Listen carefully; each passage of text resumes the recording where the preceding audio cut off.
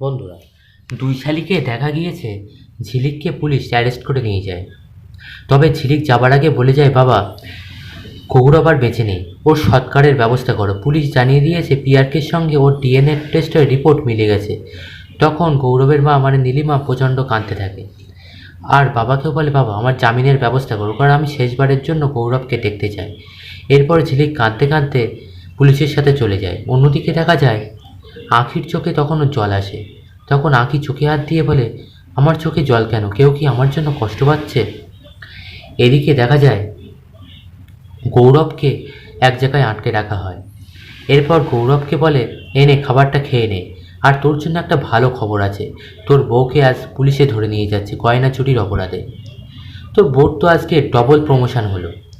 একদিকে চুরির অপবাদ, অন্যদিকে বিধবার তকমা। তখন গৌরব আস্তে আস্তে উঠে বসে আর মনে মনে ভাবে, আমি তো বেঁচে আছি, তবে বিধবা কেন হবে ঝিলিক? তবে কি এরা আমাকে মেরে ফেলবে? তখন সেই গুন্ডাটা বলে, কি ভাবছিস? তোর বউ কেন বিধবা হবে? আরে তোর জায়গায় তোর মতন সাজিয়ে অন্য একজনকে প্রেজেন্ট করা হয়েছে, গৌরব বলে। এরপর গৌরব বুঝতে পারে আমাকে এখান থেকে বেরোতেই হবে, ঝিলিকের প্রচণ্ড বিপদ, ওর পাশে দাঁড়াতেই হবে। এরপরে গৌরব ওই লোকটিকে লাথি মারে।